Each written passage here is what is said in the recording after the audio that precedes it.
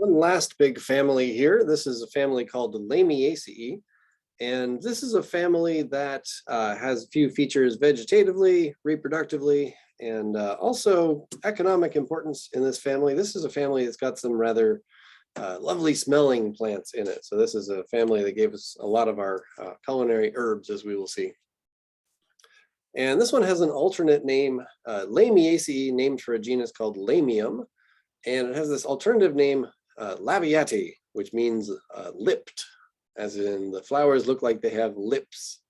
So commonly we have these bilaterally symmetrical flowers, and kind of looks like an open mouth, maybe, if you use your imagination. So some petals fused on the top level and some petals fused on the bottom level, and rather open mouth-like flower here. Not unique to this family, but locally this is a pretty helpful trait to be able to identify them. As you put the flowers in combination with some of the vegetative traits, you'll be able to identify this family pretty reliably, I would say. Variety of inflorescence types, but usually clustered flowers, often rather small flowers. And one way the flowers are clustered is in the structure called a verticil. And a verticil is a aggregate, a cluster of flowers at a node along the stem. So you can see these got these leaves coming out, 1, 2 leaves coming out from this node. And then all around that node are these flowers coming out in this genus Mentha, the mint genus. And then an internode and some more leaves and some more flowers. And this is kind of a developing part of the plant. So a lot of clusters that have not yet really expanded from each other, but they will do that as this plant grows up. So verticil is pretty common, or a little bit more rare, but rather distinctive plant we find in prairies around here. This is bee balm, the genus Monarda. And that one has the flowers clustered at the tip. So a terminal head, similar to what we saw in Asteraceae, except all the flowers basically will open to appear like this. We don't have differences between rays and discs. They all look like same flowers of the same genus as they open. And so this is a little more zooming in on the flowers as they're put together. So having those two so-called lips, these are made up of parts of the corolla tube. So the corolla is fused, nicely illustrated here. You can see the fusion is done at this point, and then everything is just a corolla tube until the base of the flower. But then where it separates, it goes out into different lobes. Corolla lobes, that's basically the same thing as petals, but kind of hard to distinguish when you've got parts of the corolla that are fused and parts that are separate. 2 big lobes, and they're made up of differently fused parts of the kind of the original base plan for this flower. Some that are down, some that are up.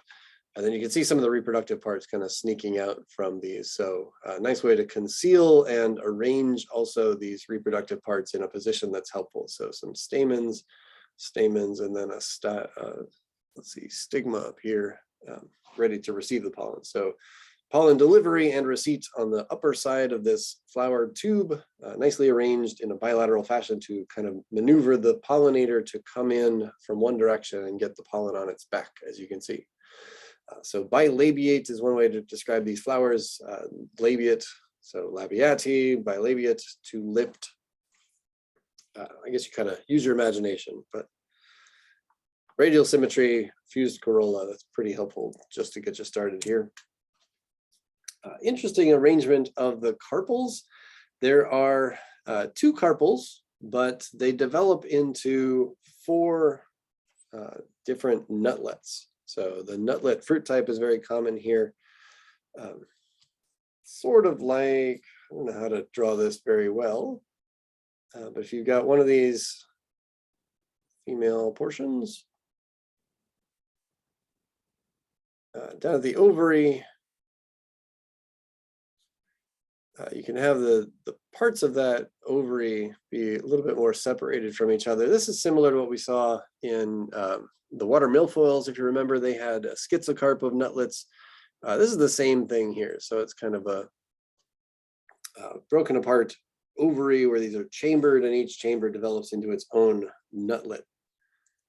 And I can see that nicely in a couple of these different ones. These are different genera, but they look very similar once you've got them to the fruiting stage. They got this cross format showing you the division into 4 parts on an otherwise kind of round base plan. And so those are going to become nutlets that have their own fate. Pretty common there. So schizocarp of nutlets. And while we're talking about this family, there's another family that's rather similar. Oh my gosh, I knew I missed something. We started off a little bit late. I missed and haven't talked about yet this most distinctive vegetative features to identify this family. So vegetatively, these plants have square stems. This is one of the most helpful ways to identify a plant in the mint family, Lamiaceae. And the square stems, we get that similarly to how we saw triangular stems in the sedges. You get square stems based on these flowers coming out, sorry, not flowers, leaves. The leaves come out opposite from each other. And then from one pair of leaves to the next, they rotate. So looking down on the plant, you would have one level of leaves across from each other being opposite, and then another level of leaves also across from each other, but rotated 90 degrees. So those flowers coming out from these regular positions on the stem give it kind of this square structure, very helpful for identifying this family. And the square stem also will kind of remind you that you've got opposite leaves in here. So if you remember one of those, you can maybe remember the other along with it. Simple leaves, and then this part of them being aromatic. I mentioned that before. So this is a family that's got lots of culinary herbs. It's got basil and thyme and oregano. And the wild plants, they're not always exactly the same smell as these herbs, but they always have kind of a herby sort of smell to them. So just generally aromatic is a helpful way to identify these. Okay, so moving ahead to this one that reminded me I hadn't gone over those other features. This is a related family called Verbenaceae. And you can see a lot of similarity here. So we've got sometimes square stems, opposite leaves in the phyllotaxis. Flowers are a little bit different here. I suppose that could be helpful for telling these two apart.